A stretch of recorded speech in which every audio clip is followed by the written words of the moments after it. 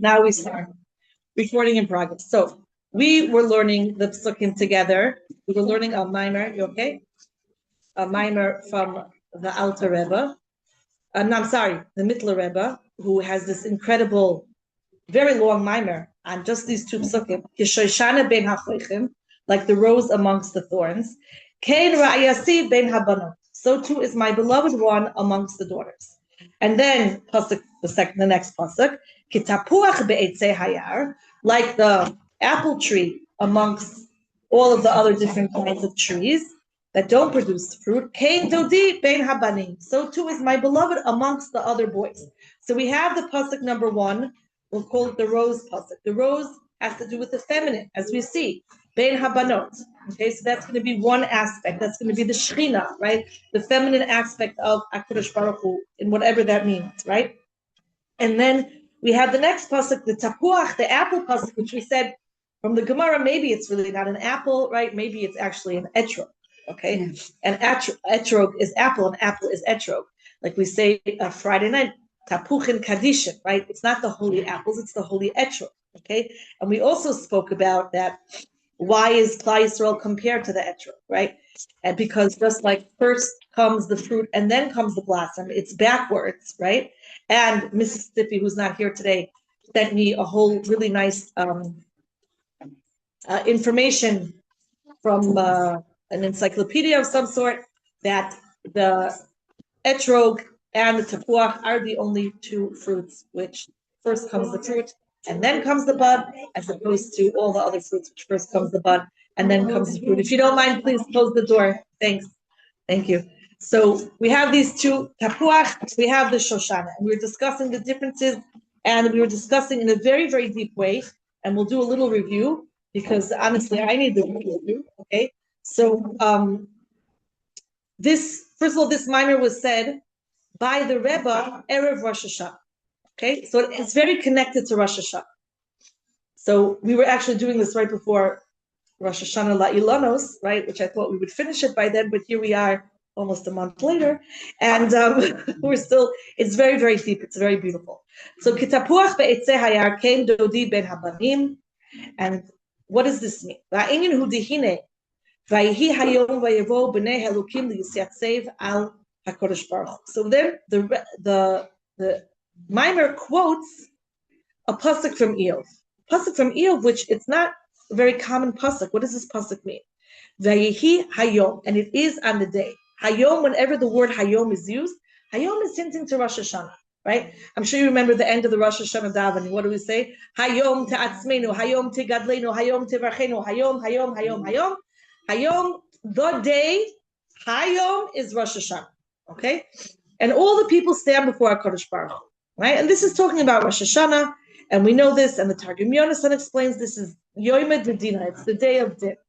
Okay, but Rosh Hashanah, what happens on Rosh Hashanah? Ba'im b'nei elukim hema hamalachim hamikatrigim shemikatrigim al Yisrael. What happens on Rosh Hashanah? What happens on Rosh Hashanah is what happens in every hearing, right? We're going to have a hearing now. So who comes? All of the mikatrigim, all of the accusing angels show up, and they have these great files.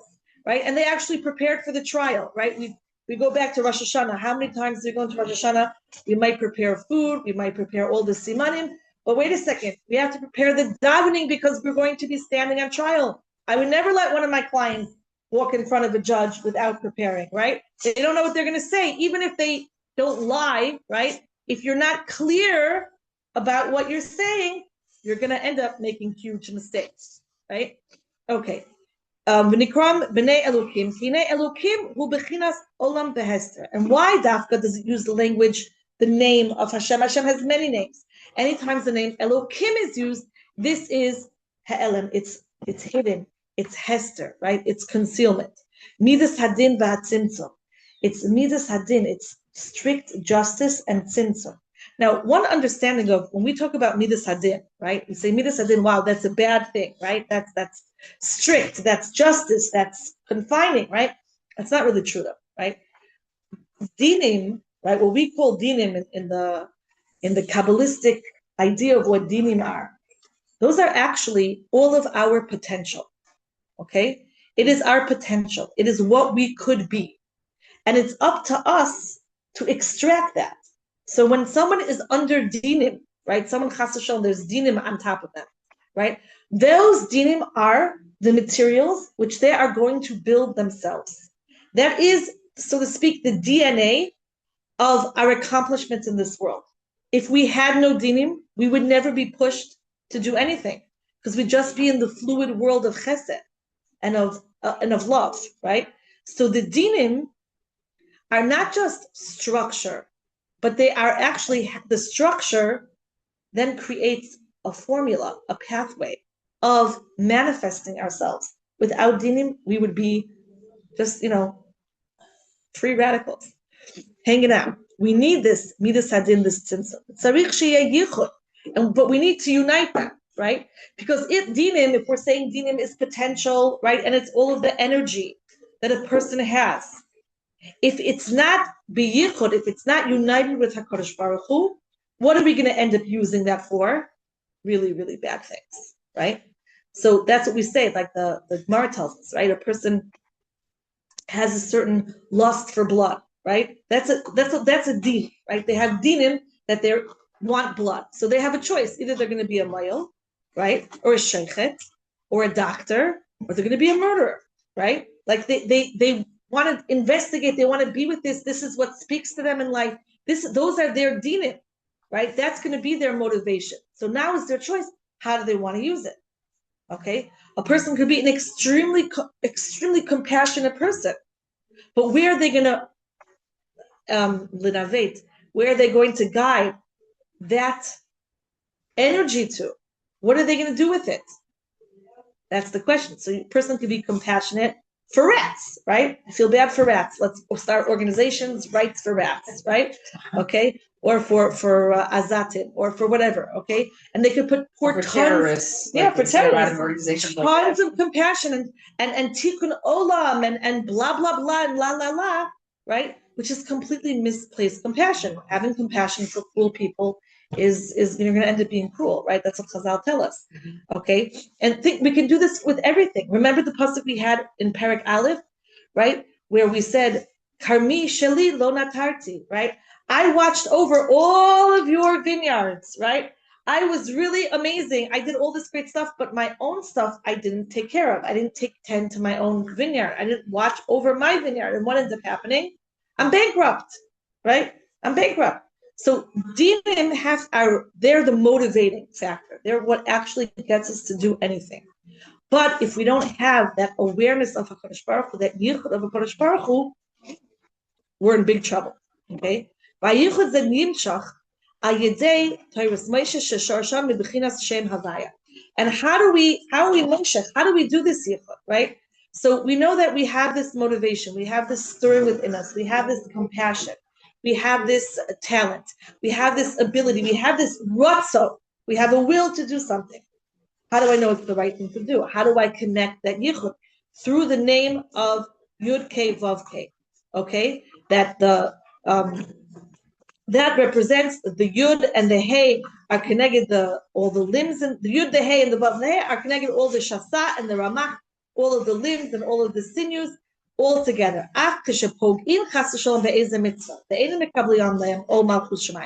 But when we do a mitzvah, but we don't do it correctly, right? We do it in a way sometimes, God forbid, in the wrong way, right? We do a person.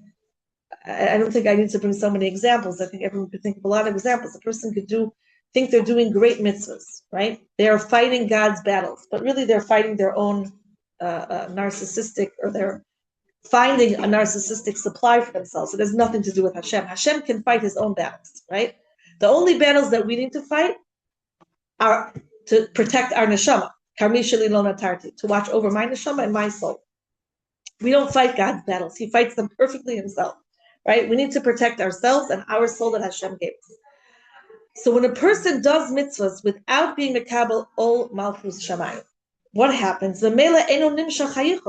He's not bringing down the yichud. He's not. So he has this potential, right? This burning desire to do something, this dinim within him, and then we go and we do a mitzvah, but we're not doing it for the right reasons. We're doing it for, let's say, all the wrong reasons. We're doing it for kavod. We're doing it to try to control other people. We're doing it to hitnasut because we want to show that we're better than other people. In other words, we're using the mitzvah to feed our narcissistic supply. That's not helping yichud. What is that doing? It's making a pirut, right? That's actually making a separation, right? I'll remind you of a conversation that I had with somebody at the beginning of the war. It was someone who doesn't have any, and when I mean any, I mean zero ability to go online at all, or see anything, or hear anything, or hear any news whatsoever, except for some of these newspapers, which, whatever, are printed and give a very, very one-sided, narrow idea of what's going on in the world. So I was telling over this story, and I wish I remembered the woman's name. But an almana who lived in Be'eri, who was alone in her mamad for 22 hours, okay? Going in and out of consciousness. She said afterwards in an interview that what she did during those 22 hours while she was alone, and they constantly tried to throw fire bombs into her house and never caught fire. There was a lot of smoke and a lot of smoke damage, but her house actually never caught fire and never burned.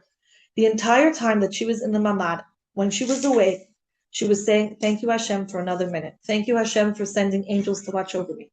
Thank you for another breath. Thank you that I'm breathing another minute. Thank you, Hashem, for this new precious moment. Thank you, Hashem, that I have one more minute in this world.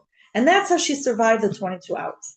Now, when she was being interviewed, she had a huge picture of the Lubavitcher Rebbe. When I mean huge, I mean like huge, right? Like the whole thing, the whole wall was the... And so this was on channel 11. Which is not religious, not traditional, not anything. And so the woman said, oh, I see you're very deeply religious. She goes, I'm not religious. She goes, you're not religious? She goes, no. She said, well, you have this picture. And she didn't even know, could you imagine how unaffiliated a person is to live in Israel and not know who the Lubavitcher Rebbe is? His picture is like everywhere, okay? She says, I see you have this picture of a rabbi, and is that your grandfather or something? Like, totally Amaritz. She goes, no, my grandchildren are Chabad, and they gave me this picture for my birthday, but I'm not religious. So I told this over to this woman. I said, could you imagine, like, not religious? Like, that's the pinnacle of religion. What's the tachlis of all religion? The tachlis of all religion, as the Baal HaTanya says, is to make a dira latachtonim for HaKadosh Baruch Hu, is to make a place for HaKadosh Baruch Hu's presence in this low world, which is far away from the or, from the light, and from consciousness and awareness. And that is what she did in a most incredible way for 22 hours. Like, she's the pinnacle, I would say, of creation of what religion is, and where religion is supposed to bring us to. So a woman responds to me, and she says back, she says, but I don't understand how it could be that somebody could have that kind of consciousness of Hashem and yet not keep Torah and mitzvahs. So I answered back, and it wasn't the nicest thing to answer, I have to say, but what could I say? I did it, okay? I said, well, can you explain to me how you can keep Torah and mitzvahs and not know Hashem and have no consciousness of Hashem? Explain that to me. It's not nice though, right? It wasn't a kiruv answer. It might have been a true answer, but it wasn't if I really wanted to that was a narcissistic answer, meaning I'm going to show you that I'm right. Okay. Now the compassionate answer would have been well, why do you think that is? Right?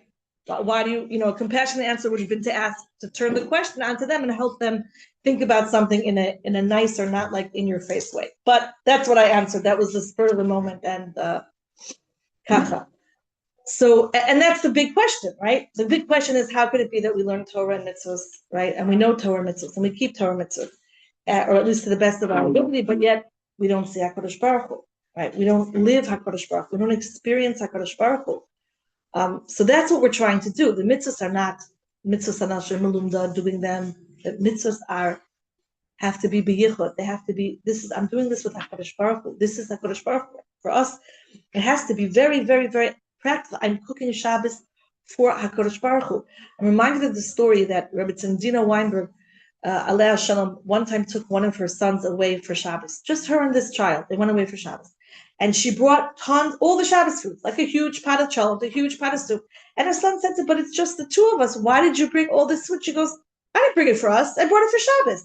Like, this has nothing to do with us. This is about Shabbos, right? This is covered for Shabbos. That's the kind of yichud, right, that we want to do when we're cooking for Shabbos. This is not about me, right? This is not about my guests. It's not about, this is about Shabbos, right? This food is about Shabbos. This challah is about Shabbos, right? This is about Shabbos. It's not even about nutrition, right? It's about Shabbos. It's about honoring Shabbos. It's about making place for Shabbos. This cleaning, right? Can I bring up this topic, right? Sensitive topic, trigger warning, right? Okay, this cleaning for Pesach is not about cleaning, right? It's not about me. It's not about my house. It's not about cleanliness. It's about HaKadosh Baruch Hu, right? It's about Pesach. It's about something much more elevated. That's called living with HaKadosh Baruch Hu. That's living in the world of Asiyah, but making these yichudim. So we need to do this. How are we going to do this? Let's go back to Kitapuach Be'etzei Hayar, right? Like the apple in the orchard. Okay. So all of the malachim, the mekatchogim, they come and they show up and they start saying, this is mitzvahs, right? This is mitzvahs. This is mitzvahs. This doesn't look too good. By the way, one word for Purim, okay? Because we have to mention Purim, right? We have to live with this man also, and it has to do. There's a letter that Rabbi Nassan, the Talmud of Rabbi Nachman, wrote to one of his sons. I don't remember which son. I remember which letter, Shin Gimel. It's very easy to remember because anyone who reads this letter, Shinui Gadol, is going to have a huge change in their life. It's a life-changing letter, right? Okay, it's also my initials, but okay, so it's convenient on the side. But it's very easy to remember. Shin Gimel, Shinui Gadol, a huge change. Reb Nassan writes to his son, he's giving him a chizuk. He says, you think you have all of these like tiny little mitzvahs, right? And what are these mitzvahs, right? What do I do already, right? What is, you read about Gedolim and you read about great Rebbitzins that they did so much, like in such incredible feats, and they were so mamish, like perfect, right? And my mitzvahs, they're kind of crummy, okay? He says exactly that. That's what Klal Yisrael is all about. And he quotes a pasuk from Eov, right? Maybe we should start learning Eov. When we finish Shir HaShirim, maybe we'll start Eov. I don't know if I could handle it, but yeah, it's hard, very, very hard, very intense. I don't know if I could do it. I'm a romantic. I'm a Shir HaShirim person. I don't know if I can do the Koheles Eov intense type of things. You got to bring a Litvish teacher for that. So it says in Eov, Kipido lahem Yeshua. HaKadosh Baruch Hu will be a salvation to Am Yisrael, like the beak of a bird. What does that mean? The Gemara in Maseches Avodah Zarah in Daf Zayin says, what does that mean? You know what that means? How does a bird survive? A bird survives by pecking little crumbs out of the garbage, right? You have these pigeons, which are extremely well fed in our city, right? How do they live, right? All the bamba, the kids live in the park, right? That package of bisli that some kid left in the bus station, right? The breadcrumbs that everybody so lovingly throws out, right, to feed the birds, right? All these, you know how much birds eat a day? 7 times their body weight. From what? 7 times. Could you imagine if I ate 7 times their body weight? Right? Okay, they eat 7 times their body weight. Okay, I also don't exercise like they, try flying, okay? But they eat 7 times their body weight, okay? But how do they consume 7 times their body weight? Through crumbs, literally through crumbs. So Rabbi Nassan says that is what HaKadosh Baruch Hu says. Hashem says, you bring me your crummy mitzvahs, you bring me all your crumbs, v'ani oseh lahem, and I'll make them into a cheshbon gadol. You invest all of those 10 agurot that nobody wants to take in the store, right? Bring them to me, Hashem says. I'll take them and I'll give you compounded interest like you can't imagine. Not a Ponzi scheme, a really good investment. You're going to get a huge return on your investments. Right? There was a story that someone had this huge fight with an area, with the municipality about paying property taxes. And they claimed that he owed them 10,000 shekels. He claimed that he didn't. And they went back and forth. They went to court. The court ordered he has to pay the municipality 10,000 shekels. But he wasn't just going to pay them 10,000 shekels. He collected 10 agurot and waited and went to the bank and took all the bank's 10 agurot, went from store to store to store. And he came with these bags of money to teach the Iriya a lesson and paid them 10,000 shekels in 10 agurot. So they said, we're not accepting it. right? They went back to court, and the court said, you have to accept it. Money is money, currency is currency, right? Okay, so Very smart. right? A little bit. So Hashem says, you bring me all those bags of unwanted 10 agurot. I'm going to give you just here, take 200, 200, 200, 200, 200. I'll give you these amazing shtarot. And then Rabbi Nosson says that Purim is melashon perurim. Purim is a lashon of crumbs. When the Purim story happened, Klal Yisrael had no huge merits. Adarabba. They had a lot of demerits, right? They had a lot of these angels who came and said, this is really serious stuff, right? Going to a party to celebrate that the Beit HaMikdash will never be rebuilt, that's pretty serious. Having non-Jewish wives, it's pretty serious, right? Yet, how did they get their Yeshua? From all these crumbs. From a crumb here, from a crumb there, from there. So then from Purim to Pesach, we're going to transform those crumbs into actual food, right? Into actual something big. We're not going to be picking around in the garbage anymore. HaKadosh Baruch Hu is going to put upon us this incredible inspiration to serve him. Okay. So, Kamola Mashal, Haben Shehu Omed Neged Al Kavod Avi. So there's two different types of people, right? There are people who are tovea, the honor of the father. Okay. This was the prophet Eliyahu, who, when he saw Klal Yisrael were sinning, he couldn't just stand by and watch, right? He said, you have to, Hashem. The Hashem is here. You can't do this. Hashem. And then you have people, right, like Levi Yitzchak Miberdishev, right, one of the most famous ones, Moshe Rabbeinu, okay, before him, who are tovei the kavod of the ben, who are defenders for the son, for Am Yisrael, okay? V'zeh shenikra b'nei Elokim, the angels that are called b'nei Elokim, the sons of Din, the sons of Hashem, they're the ones who are constantly fighting for the honor of the Father, al kavod shmo. Okay, v'zeh ma shekasav dodi ben habanim. What does it mean, dodi ben habanim? Coming back to our pasuk, because remember we voted to learn Shir HaShirim, right? Okay, coming back to our pasuk, kitapuach be'etzei hayar, like the apple in the forest amongst all of these trees that have no fruit, ilanei srak they're called, kain dodi ben habanim. So the first thing that we're learning here is, who is this pasuk talking about? It's actually not talking about Klal Yisrael from this vantage point. Okay, we said it is talking from another vantage point. From this vantage point, not talking about Klal Yisrael, talking about Hashem. And who is coming and saying this praise about Hashem? The Banim, the sons. Which sons? The sons who are Tovea, the Kavod Elokim, right? The sons like Eliyahu Hanavi and Har Carmel. The sons who are saying, we cannot see the name of God being disgraced. We cannot see this, okay? We're going to stand up for him. In his shade, chamadati, I desired and I dwelt. Okay. Acha inyan hazeh, the heavy Elokim she'echod kishoshana ben achukim ken rasi ben abnos kitapuch betzear ken dodi ben abanim v'hainu kamo lemashal b'chinas shoshana she'ikar gidulafu ben hachochim. The Shoshana, whose main growth is done surrounded by chochim, thorns. Umisham duka silka recha, kmo shekasav bazohar. And that's how her scent goes out. By the pricking of the thorns, prick the petals, and when they're shaken, right, and they're pricked, then the scent starts to go out. Kmo ken haneshama. So to the soul. Shenikra Shoshana, which is called the soul. Shenislabsha beguf, which is dressed in the body. And what's the body going to be? Tapuach, right?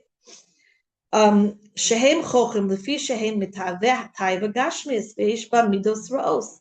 And then we have the guf, right, which is the Shoshana and the chochim. So the guf, the body, are these thorns, okay? That they represent having taiva for gashmis, having lust and desire for materialistic things. That doesn't mean having lust and desire for materialistic things is wrong. Having lust and desire for materialistic things that have nothing to do with God is not good. Having lust and desire for materialistic things is human, right? We have to have. If we wouldn't have lust and desire, right, we wouldn't be around too long. right? Because we wouldn't eat, we wouldn't take care of ourselves, we wouldn't bathe, we wouldn't wash, we wouldn't procreate, we wouldn't do anything. We would just, the world would have been over many, many years ago. Okay. It's a huge drop, right? It's a huge, huge, huge drop.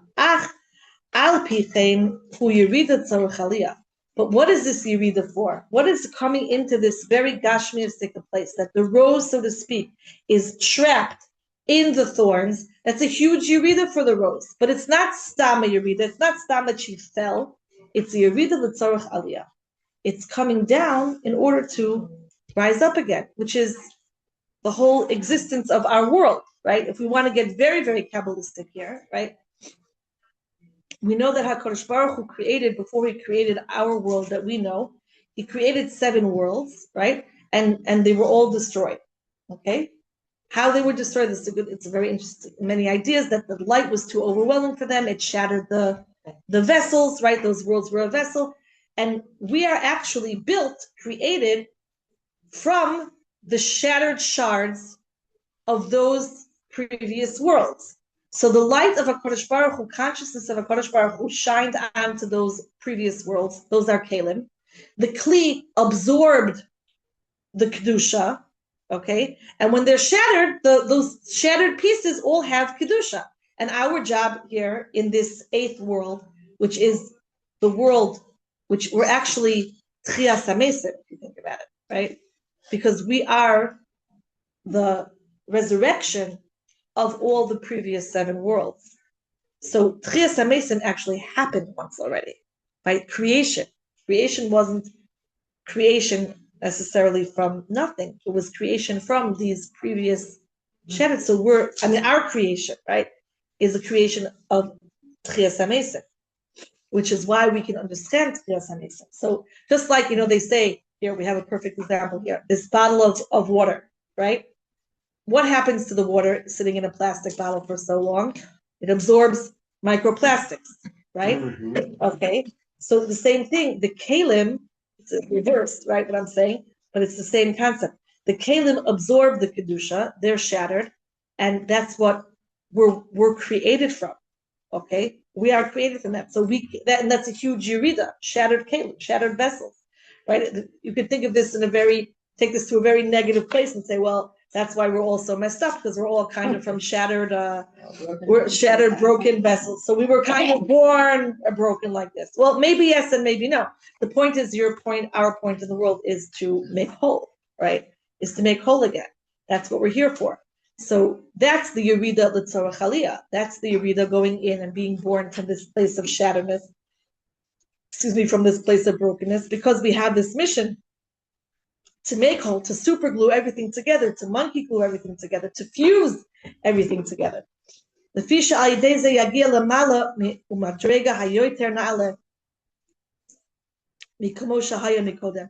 that we get to this highest level possible, right? Which is where we were before, which is Eino Milvado Evizulato, to understand that concept of Echad, which is the ultimate of Yechidus, of oneness. And that is encapsulated in the pasuk. Kishoshana, the neshama, is inside the chochim, inside the guf, right? Is inside all of this brokenness. The soul, right, is inside all of this brokenness. And because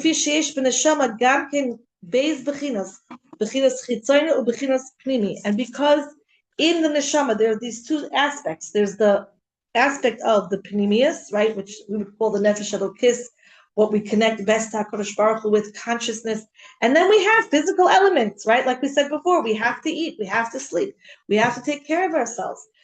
We also there's a minimum, a minimum self-importance, self-esteem that a person has to give themselves, right? A person has to have some kind of self-worth in order to function in this world. Otherwise, they'll let everyone take advantage of them and eventually shrivel up. This is the outer chamber of the heart and the inner chamber of the heart. Let's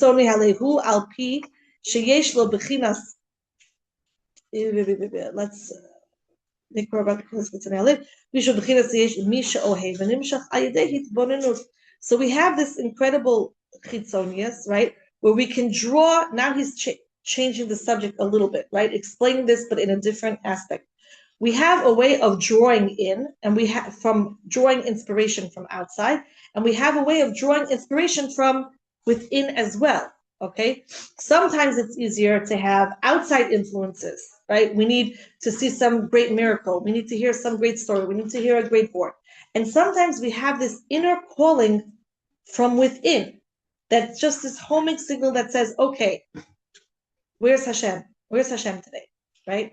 I heard this great idea, and I can't remember who I heard it for. I either heard it from Shani Terragan or from a Rabbanit Asulin, and I can't remember because they both spoke in the same place at the same time, one after the other, and I can't remember who said what.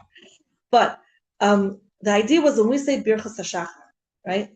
These incredible brachos, which are so, so powerful, to ask ourselves, you read your pulse, you want to know how's your blood pressure doing, how's my pulse? Take the pulse of my neshama and say, which of these brachos spoke to me the most today? Which bracha am I most intent on, right? Am I most intent on Shasani Kirtzono? Am I most intent on Shelo Asani Goy, Shelo Asani Aved, Hamechin Mitzadeh Gaver, Hadno Sein La'ayev Koyach, right? Who gives strength to the... What pulled me today? Where did I find myself stopping and actually really getting into the bracha? That's a great pulse of where you're right now, great meter, measurement of where you're feeling HaKadosh Baruch Hu most in your life right now. So take that and build on it, right? There's two ways of doing anything. One is to build on your strengths, the other is to try to build on your weaknesses. Sometimes it doesn't pay to delve in the weaknesses. You got something good, make it better, right? There's, in school, we always had this argument, right? These kids would go and their parents would pay thousands of dollars for them to get tested to find out what their learning disability is. Really, I didn't know that they have an auditory processing issue, really. I didn't know that they're, not a visual learner. Like, really? Like, that was very unhelpful, okay? What was helpful, though, was when, interestingly enough, the kids would go and get these evaluations done by the Feuerstein Institute, which isn't recognized by the Misrad HaChinuch. They gave these reports that said, what is the child good at, right? And when you know what the child is good at, you can help them to compensate for their weaknesses, right? I know everyone's saying, of course, but it's exactly backwards in the educational world, right? So you get something like that. It says, this child can pick up anything if you make a song to it, right? That's great. We'll make a song for everything, right? You can make a song for anything. That's how I learned how to dance. Through song, through singing. That's You say to the child, you're stupid, and the child is going to be stupid. Forever. Try to, a child who's really not good with certain things, right? With memorization, right? So he's not good with memorization, right? Tell us what he is good at, so we can build up those skills to compensate for what's missing. So here, there's that we can work at it from chitzoni, we could work from pnimi. We have different ways. So we could say, look at the brachas and say, look, today I was really focused on matir asurim. That really spoke to me today. So now let me use that as for the rest of the day, as my consciousness, a way of connecting to HaKadosh Baruch Hu. Matir asurim, what does matir asurim mean? Matir asurim means he unleashed the bounds. What do we mean? We were bound up this morning? Yes, we're bound up every morning. Because every morning, I don't know about you, but I'd love to roll over and get back into bed, right? Just stay in bed, pull up the covers, right? I want to tell you something. Vacation is a horrible thing. Why? Because I just came back from vacation last night. You come back from vacation, and you know what you want? More, right? You want more. And you see in the pasuk, Eila told us, Noach. These are the production of the Noach is Noach. You want to rest more, right? One shlof bringt the nine Nora. You have one good nap, you want another good nap, right? It's not like you wake up, oh, wow, I had this amazing vacation. I woke up this morning and I'm like, wait a second, where am I, right? I didn't mean to click those shiny shoes yesterday. I want to be still on vacation. So that's what happens to us, right? Okay, so what is Matir Asurim? HaKadosh Baruch Hu, despite the fact that my soul is so held hostage by my body sometimes, and by all of my egocentric needs or everything. Matir Asurim, you got me out of bed today, right? The Kodesh Baruch Hu got me out of bed today. Kodesh Baruch Hu got me to do things that I did, I didn't feel like doing, right? Remember, that's like the standard teenage, I don't really feel like it, right? So today that works, that? Today that works. You say, I don't feel like it. Oh, that's okay. You don't have to, honey, right? You don't feel like it. I was on my vacation yesterday, right? So of course it's really, I'm always observant, right? I'm always looking. I'm always like listening. That's my nature. So I hear this parents who are also apparently on vacation, having this conversation with like a 5-year-old kid, right? And they're like, okay, they wanted him to do something. Okay. And he's like, no, I don't feel like it. And they're like, okay, well, maybe a little bit later. And I'm like, smack him. I didn't really mean it, right? Yeah, I don't I do not mean to smack a child, but you don't feel like it, right? Okay, so you don't have to feel like it. The whole point of chinuch is we do things even if we don't feel like it, right? If we raise children to do things when they feel like doing it, right? They would never. But that's what we have. That's what's going on here. Everything you have to feel like it. You have to want to do it. You have to be in the mood, right? I'm not in the mood for fleischiks tonight, right? I'm not in the mood for fleischiks. I'm not in the mood, I'm kind of not in the mood for Pesach, right? I think go on vacation. Right? What do you mean you're not in the mood? I'm not in the mood to be nice to people today.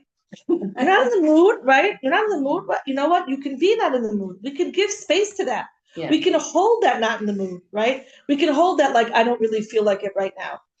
But we still, so what are we going to do about it, right? What do we see do that if you're doing it when you're not in the mood, it's like even feel even better about yourself. It's flexing muscles, right? It's going to the gym, even when you don't want to go to the gym, right? Which I never go to the gym, but theoretically, right? It's the concept. It's the theoretical idea, right?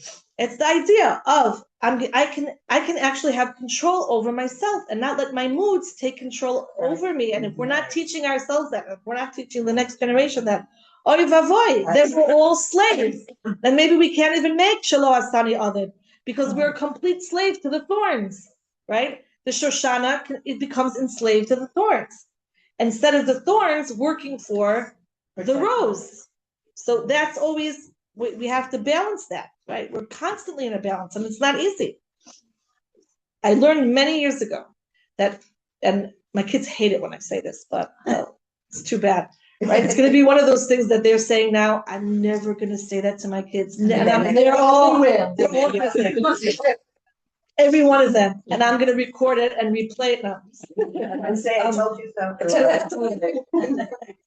The best thing is when you don't have to say, I told you so. No. When you see their kids cringing, and then it's, So what was it? If you don't want to want.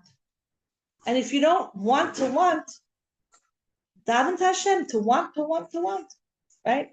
And if you don't, just keep going down until eventually, right? You just keep going into this deepest place of I want no matter what, right? I want. So I don't want. Makom. I don't feel like being nice to people right now. I don't feel like doing anything, right? I don't feel like it. I don't feel like being down the consequence right now. I want to be angry, right? I have a whole agenda of why I want to be angry. But I'm going to, Hashem, I want to be able to down the kavschut. Maybe I really don't. I want to be able to down the kavschut. Because once you want to, you'll be able to do it. And keep asking until you get so confused that you're just okay next. Right? It's the same thing. One of the first words you learned when you came to this country, right, is a word and emotion, which is ein li koach, and it comes with the shrug, right? The shrug of the ein li koach. I have no koach. What does it mean I have no koach? So it's true, I have no koach. But Hashem has endless amounts of koach. So this is another thing my kids hate it when they say, Ma ein li koach. Say, you're right, you have no koach. Ask Hashem to give you koach. And then go do it, right?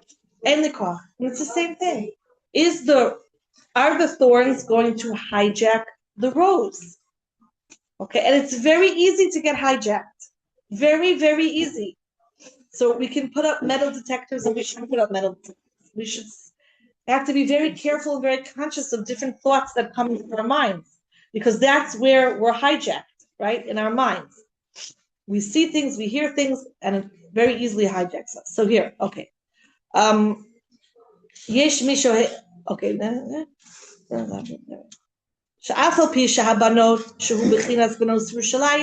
Even the daughters who are in the pasuk called the daughters of Yerushalayim who bechinas Yera'eh Shalem, Shayira hi b'shleimut, right? Benos Yerushalayim, they see HaKadosh Baruch Hu in the highest way that a human being could perceive Hashem. Afal pichen, urak bechina chitzoni umastir al bechinas pnimius halev. But they're still not able to see HaKadosh Baruch Hu in the same way that our inner chambers of our hearts, meaning the inner chambers of the neshama, could perceive HaKadosh Baruch Hu. Ach afal pichen ikru nimshach mebechinas banos, dahainu mebechinas chitzoni halev. Ulamal zehu inyan hachiluk sheben pnimius l'chitzonius. V'zehu kein rayasi ben habanot. So we're in the Shoshana. Where's the perception coming from? It's coming from the outside. The Benos Yerushalayim are perceiving from Mibachutz the incredible world that we have of the soul, and that the thorns there are here to protect and to guide and to help the rose, and not the opposite way. So they see this, but how do they see it? They see it from an external place, not from the inside. But v'hine lahavin inyan rayasi. Oh, and this is incredible. This is incredible. We've seen over and over again in Shir HaShirim that HaKadosh Baruch Hu calls us rayasi. What does rayasi mean? Rayasi means my companion. But what word do you also hear in rayasi? Ro'eh, my shepherd, right? Hashem ro'i lo echsa. Here, the pasuk, whenever is called, HaKadosh Baruch Hu is calling us rayasi, he's referring to both, my companion and my shepherd. Now, go back to Matan Torah, and here this is also very connected to Purim. What happened at Matan Torah? Right? We're saying the tapuach be'etzei hayar. What does the tapuach represent? Naaseh before nishma. We said we will do, and then later we'll figure it out what it means. But we'll do it. We're in. We're signing on the bottom line. We're signing, and then we'll read the fine print, and even we'll read the contract later. But we're signing with you. We trust you, Hashem, blindly. What did HaKadosh Baruch Hu do, though? Kafa alehem har kagigis. HaKadosh Baruch Hu put over them, picked up the mountain, and said, "Hi, accept the Torah, or you're going to save a lot of money on end-of-life decisions." Right? Because right here, I'm dropping it. This is going to be where you're buried. And what did Klal Yisrael say? Okay. We did. Now, something very interesting, right? We could ask the question, all of our minhagim at a chasana are all from Matan Torah. Why do we have a chuppah? Kafa aleim har kagigis. Right? Therefore. Are we reenacting that? Is that a good, why did HaKadosh Baruch Hu do that? What? So the answer is the word rayasi. Rayasi means my companion, and rayasi means my shepherd. HaKadosh Baruch Hu said, I am choosing you. You are to be my companion. But being my companion requires that you are going to be my shepherd in this world. And you are going to do my dirty work in this world. You're going to do my dirty work in this world. And if we look at the halachas of what a woman is obligated to do in a marriage, right? It's a lot of dirty work. Okay? A lot of dirty work. I'm picking you, but you're going to have to do a lot of my dirty work here. And that's what Klal Yisrael is. We're Or Lagoyim. We're a light unto the nations. We're here during HaKadosh Baruch Hu, so to speak, dirty work. We're in essence kind of thorn to a certain extent. We have a lot of thorns because we're protecting a lot of souls. We're protecting our souls. We're protecting the souls of the world. We're protecting the Shekhinah. By being who we are, by representing HaKadosh Baruch Hu in this world, we have a lot. We had to go through a war of over 2 years. We're still in a war, right? The war actually isn't over. I mean, I don't know. We're waiting for a new one. I know. Continuation. Yeah. I'm telling you. Never ending. We don't know. Maybe today, maybe tomorrow, maybe next week. I don't know. In my opinion, it's all a scam to sell bottled water. That's like the t-shirt I printed on the back. It said, "Emily Charlotte and you know them, I have to follow." Sorry, on the back it said, "Don't bother asking me." On the front, I don't know when the attack's going to be. No clue. Right. We have no clue. Okay. I mean, I was in America, what was it, almost a month ago, right? And I was like nervous. Should I go? Should I not? Am I going to end up, getting locked out of the country? Am I going to not? Right. Okay. Here we are. All right. Okay. So we have to go through all of this war. That's being HaKadosh Baruch Hu's shepherd. All the wars that we fought and all the hardships, all the inquisitions, all of the holocausts, all of the different pogroms, all of the hardships. That's us cleaning up. We spoke about the broken kalim. That's us cleaning up these broken kalim and putting back together. Right? See, we're Hashem's shepherds. So the companion, right, is part of it. But there's another part of it. As the Gemara says, Rayasi parnasati Yisrael mefarnesim la'avim shabashamayim. We're mefarnes. We take care of Kiviyachal HaKadosh Baruch Hu. What does it mean to take care of HaKadosh Baruch Hu? To keep our souls, right? To keep our piece of HaKadosh Baruch Hu. To reunite our pieces of HaKadosh Baruch Hu with other pieces of HaKadosh Baruch Hu. To create more yichud in the world.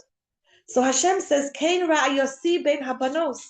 So too, that's what you are amongst all the daughters. There's all these great women in the world, but none of them are my companion. And yes, being my companion comes with thorns. It comes with thorns. It comes with doing a lot of dirty work, but it's being the companion. That's the deal.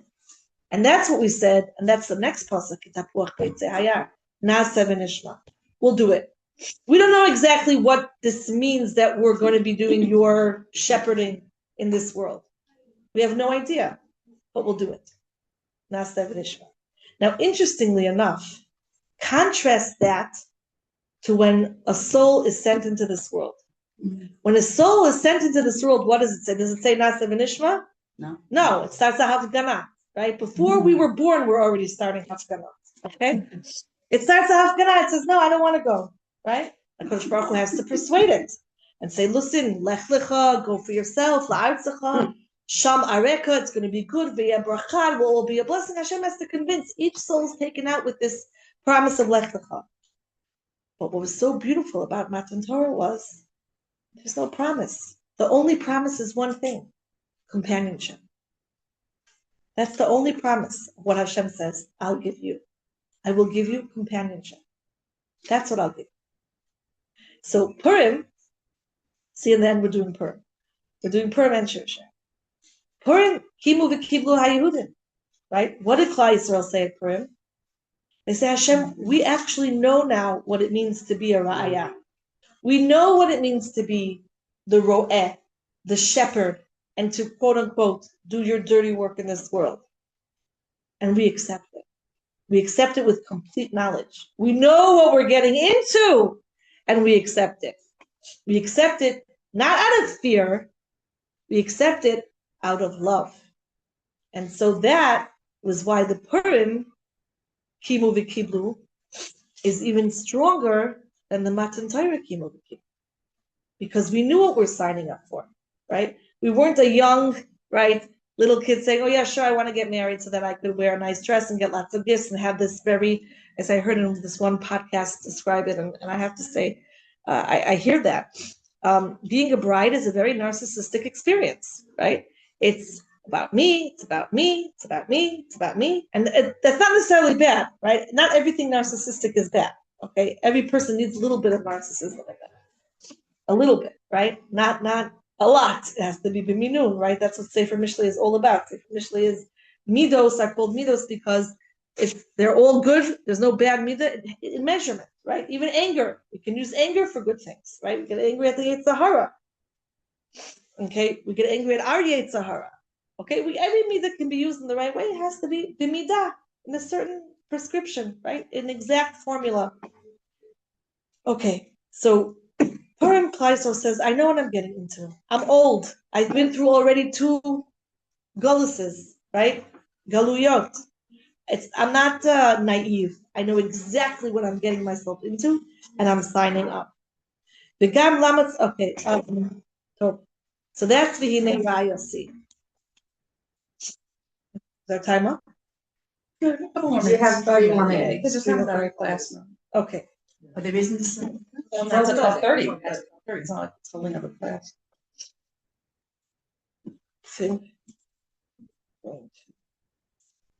Okay. So let's read the pasuk now. Kishoshana ben hachochim, like the rose amongst the thorns. Ke ra'ayasi ben habanot. So too are you, my ra'aya, with these 2 aspects of ra'aya, right? Companion and shepherd. So are you amongst the banot. I pick you, right? How do I pick you? I pick you because you are willing to be the thorn and the rose. You're willing to do both, right? You're willing to do both. And how do you do both? With ahava, okay? With ahava, with love. And that's the rayasi as in companion part. And that uplifts the rayasi of the shepherd to being the shepherd of love, right? Okay. When we talk about the 7 shepherds, which is Avram, Yitzchak, right? This Yaakov, Yosef, David, I missed one. Aaron, Moshe. Okay, missed 2. Okay. Who were they shepherding? They were shepherding HaKadosh Baruch Hu also. They're doing this work. They're doing Hashem's work, so to speak, in this world. They're our shepherds, but they're also Kiviyachal HaKadosh Baruch Hu's shepherds in a very, very beautiful way. Okay. And then we have the tapuach, right? What does the tapuach do? As we said, the bud comes second. First comes the fruit. Naaseh before nishma, right? That's from the aspect of banim. That's from the inside, okay? Meaning there's the outside in and then there's inside out. This goes from the inside out. Naaseh v'nishma. Why naaseh first and not nishma first? Because that's what I had to do. It was like not a choice. That's who I am, right? One of the highest levels of serving HaKadosh Baruch Hu is when it's not already something I have to think and contemplate about, but it just is me, right? It's me. It's not a choice. When I made Aliyah, so before I made Aliyah, I went to let my Rav know that I was making Aliyah. And he said to me, he says, you didn't ask me. I said, no, I didn't. He goes, that means that's what you should be doing. If you asking to give a question, you have a question. When you have such clarity that you don't have to ask, right? Though that's when you know you're doing the right thing because it's you, right? It's you. It's not a question like, oh, should I maybe think about doing this? You know that. No, it's a natural. Exactly, it's from the inside out. It's the most natural manifestation of who we are, and that's ketapuach be'etzeh hayar, kein dodi ben habanim bitzilo chimarti. The drive to dwell with HaKadosh Baruch Hu was so real and so natural and so untainted that na'aseh v'nishma. Of course, what's the question, right? What's the question? No question. It is who I am, right? If you think about Esther. Going back to Purim, right? Esther struggles with this. And that's, Mordechai has to tell her, Mi oidea, im la'es, I had a hard time with that she had a hard time. Why? Because what Jewish woman wouldn't do that, really. Oh, really? One second. Yeah, very. What Jewish woman won't struggle? No, not won't struggle. Won't, like the whole nation of Israel is going to be slaughtered unless she does that. She didn't know She didn't know it was her responsibility. You know what? She didn't know she could. I'll answer that question. She could just be killed off. Come for Shalosh Shudas. Everyone's invited to Shalosh Shudas on Shabbos. I have an amazing limud on this. And Esther is the complete tikkun for Chava. And if you notice in the pasuk, I'll answer very shortly. In the pasuk of Chava in Gan Eden, in one pasuk, she sees, she touches, she tastes, and she gives. No space, right? Verb. Part of that was there was no, wait a second. Is this the right thing? is this what I should be doing? Now she did think about it and she did think it's the right thing, right? She did think it's the right thing, but it was too fast. Esther does exactly the opposite. Wait a second. Let me think about this. Is this really what Hashem wants? Is this the right derech, right? Maybe there's another way. Because achas dato, right? If I get my head chopped off, what use will I be to anybody? But why? So what does I have to say? If you don't, it's still going to happen. But you're supposed to. Because maybe this is not really. I mean, not everyone is born. It would be great if we were born with this nice little tag, right? Like Mission Impossible. Your mission is right. This message will self-destruct in 30 seconds, right? Okay, but we're not born with that, right? Some people know it. Some people are kitapuach. They know that this is my mission in life, right? And some of us, we don't know it. Most of us. I would say 99% of us don't know it, and we struggle with this. Well, who am I, right? Because we're always in this ani ayin balance, right? Where who am I versus I am, right? Versus who am I versus I am. Or as the Kotzker Rebbe said, anoichi offer va'efar on one side, on the other side, bishvili nivra olam. We're always fighting this battle of who on earth am I, right? What scoop do I have, right? It's a very similar conversation as with Moshe Rabbeinu. Right? Hashem, God himself, says to Moshe, go talk to Paro. Oh no, I don't think that's a good idea. What do you think God told you? Moshe right? did the same thing as Esther. It's even more so to God, not Mordecai. The struggle is where the beauty is, right? The struggle is the rose, right? Okay, rose versus apple, etrog. Which one is more beautiful? Right? You put roses on your Shabbos table, not a picture of etrogim or apples. Why? Because there's an incredible beauty of the rose, of the struggle with the thorns. Incredible beauty. And that's Esther, right? She's saying, me? I don't know. Again, she's from Shol. She's the humility. That's their trademark. But I think it's even more deeper than that. I think that the pause and saying, wait a second, who am I, right? And working through that definition of who am I, which is really what we all need to do, right? Tzipporah, right? She sees Moshe being eaten by some kind of animal, right? She knows, she does the bris. She has no idea what she's doing, right? Maybe she does, maybe she doesn't. I highly doubt she took a course in Milah, right? Highly doubt it. But she did it, because that was there's a time for that. But then there's a time to say, wait a second, let me work this out in a way that is really working it out and not being impulsive. We can't be impulsive. So there's always a struggle between doing what I know is right, and then on the other hand saying, wait a second, let me analyze this very carefully. Where is it from this, what you just said, this last thing, with Esther? The That I know she's the Zohar Kadosh says it.